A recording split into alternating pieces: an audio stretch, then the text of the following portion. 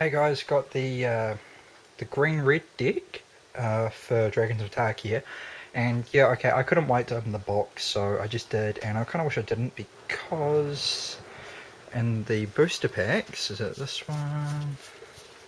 Well, there's Sarkhan of Ugin, the first, number one in the set, kind of cool. Got Myth Realized, very useful. I see, it's what you want early on.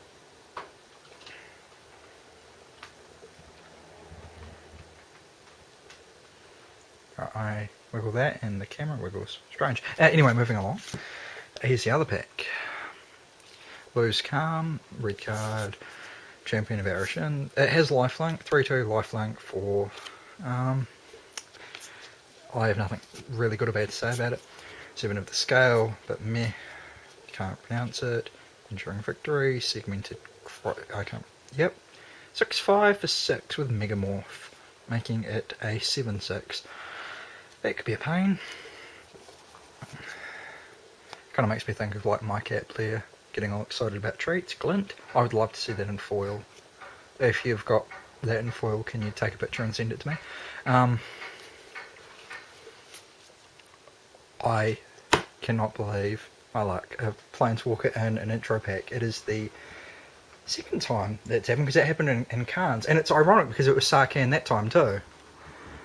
Wow, It's funny too because he goes really well with this deck. It's like, once again, they knew. Anyway, I am really happy about that. Alright. So, open the plastic, throwing it on the floor because I don't care. Well, I do, but I'll tidy up later. Alright, Harbinger of the Hunt. 5-3 for 5. Now the interesting thing is that 2 colourless, 1 red, Harbinger of the Hunt deals 1 damage to each creature without flying. Say goodbye to all those tokens. 2 colourless, 1 green, Harbinger of the Hunt deals 1 damage to each creature with flying. Say goodbye to those spirit tokens. So I like that card. I'm happy with that. Everyone's going to have it, so... Berserker's Onslaught. Attacking creatures you control have double strike. Fantastic. Very handy, double strike. Really sorry about the camera, guys. I don't know what's going on with it. It's on a tripod above the mat. Anyway. A really good card, in my opinion. Getting double strike for everything. Fantastic. Especially if you've got all like 6-6, 7-7 flyers, whatever, 8-8. Because Ataka, he, she, whatever, is an 8-8 for... Yeah, moving along.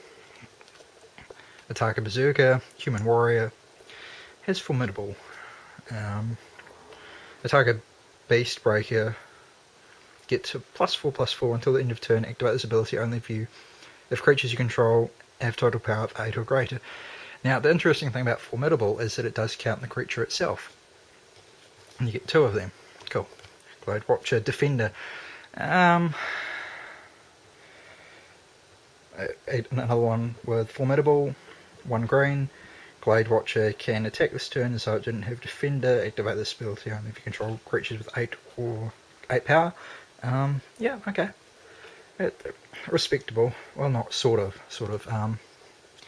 Dragonlord Servant. I think this is so cool. It's like, I guess this is what happened to Ankle Shanker, isn't it? Dragon spells you cast cost 1 colourless less to cast. 1-3 for 2. That's what you want in your Dragon tribal decks. Colossadon Yearling. 2-4 for 3. Nothing really good or bad to say about that. Hardened Berserker. Whenever Hardened Berserker attacks, the next spell you cast this turn costs 1 less. So attack, use it.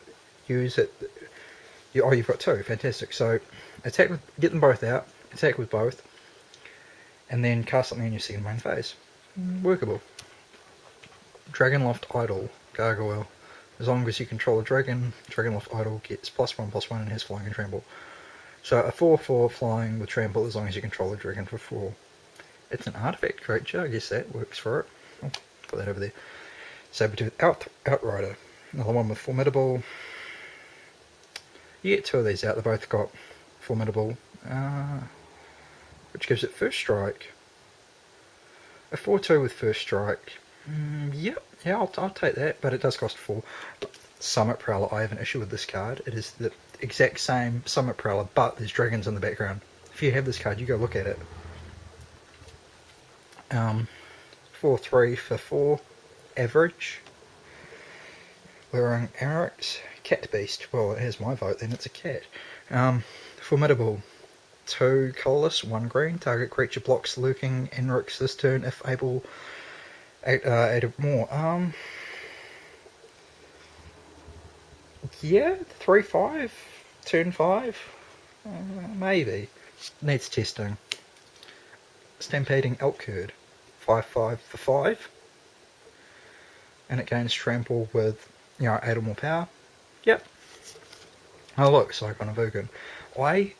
I like the card because it's Ugin and I like Ugin, but a 4/4 flyer for 6, I don't know. It has potential, but we shall see. I do kind of like the art though. I want that in foil. Savage Ventmore. Now I've used this card in one of my other decks, testing it over the past week. I like it because it does actually kind of pay for itself whenever it attacks. So you attack with this, you get this guy out one turn, following turn, he attacks, second main phase, hey look, you can bring out another one. Evolving Wilds, I've only ever played this card once. I'm not a fan, but then I don't understand the point of having it in a deck. Forests, mountains, those over there. Epic Confrontation. So Sarkhan's gone from punching bears to punching dragons. So he's still a total badass. Target creature you control gets +1/+2 until end of turn. It fights target creature you don't control. I see potential, I do. Tread Upon. Target creature gets +2/+2 and gains trample until the end of turn. Use that on maybe turn 3 or 4 to deal with something and it's instant speed. Declare a blocker, do this, deal damage to them. I like that. Draconic Roar, instant. As an additional cost, show a dragon, deals 3 damage to target creature. If you reveal a dragon card or control a dragon as you cast Draconic Roar, deals 3 damage to creature's controller. 3 damage to a creature and controller for 2? Of course I want that. Dragon Fodder. Pretty much 2 goblins for 2 mana. Yep, potential there. Jump blocking. Creatures without flying can't block this turn. If you're playing red, you want this card to deal with a lot of token strategies. So it has potential there. Roast, 5 damage to creature without flying. In a set where most people are going to have flyers, it's not as useful. But hey, it will definitely be something to have in. Maybe sideboard it out for something else. But 5 damage to a ground creature for 2, I'll take it, I'll try it. Attack a Monument. Now these are interesting. Kind of like the banners of Khans, but this time it's only 2 mana. And for 6 mana it becomes a 4/4 dragon. Flying. Cool. Okay. Seismic Rupture. 2 damage to each creature without flying. Another good card for tokens. Deals with token strategies. Because of the recent printing of Kiora versus Elspeth, the dual decks, lots of people are going to have Elspeth, and she just generates tokens after tokens after tokens. So nice to see a lot of cards readily available to people to deal with that sort of strategy. Tail Slash. It's an instant. Fantastic. Target creature you control deals damage equal to its power to target creature you don't control. It's sort of removal, I guess. Press the Advantage. Now I know what people have been saying, it doesn't look like it fits the art, but I kind of like it. Looks very Japanese anime style, which I like, so that's cool. Up to 2 target creatures each get 2, +2/+2, and gain trample until end of turn. Lots of trample in this deck. Sarkhan's Rage. You'd think he'd be happy now that he's got all the dragons back. 5 damage to target creature or player. If you control no dragons, Sarkhan's Rage deals 2 damage to you. Control a dragon, then use it. And go for player. Okay, nice amount of cards there. I'll be honest, straight out of the box, it's not as impressive as the Dramoka deck, but you're going to have probably more fun with this, giving random things trample and direct damage and random goblins. I see a lot of potential for this deck for just your Friday Night Magic events. A few modifications, and it could be usable in Modern. And I can't believe I got Sarkhan in that booster, and I wish I got that on video because you probably don't believe me. Anyway, there's a brief look at the cards. Haven't quite worked out a grading scale for these decks yet, but I would say, let's go with 7 out of 10. But because I got Sarkhan in the booster from it that you may or may not get, it's probably going to get a higher score from me if I did have some kind of arbitrary scoring method. But Sarkhan, Unbroken, fantastic. Now let's talk about him for a second. He's 2 colourless, 1 green, 1 blue, 1 red. So he's like a Tamir colour.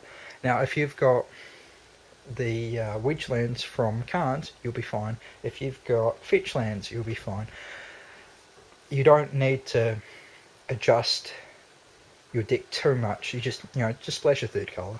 Anyway, his +1, draw a card, add 1 mana of any colour to your mana pool. That's great. Gives me a card, gives me 1 extra mana to cast, whatever. I like that. Works for me. Put a 4/4 red dragon creature token with flying onto the battlefield as his -2. He can defend himself. Now, even if he kills himself over 2 turns, you do -2, he's dead. That's fine because you get 2 dragons with flying. 4/4 dragons, turn 5, turn 6. They could be just what you need. And as -8, search your library for any number of dragons and put them onto the battlefield, then shuffle your library. If you can survive 4 turns with him, it's game, because a dragon tribal deck, that'd be scary. Anyway, if you have Sarkhan, go for a dragon tribal. There's 20, 30 something dragons in the set. You're bound to be able to get some good dragons.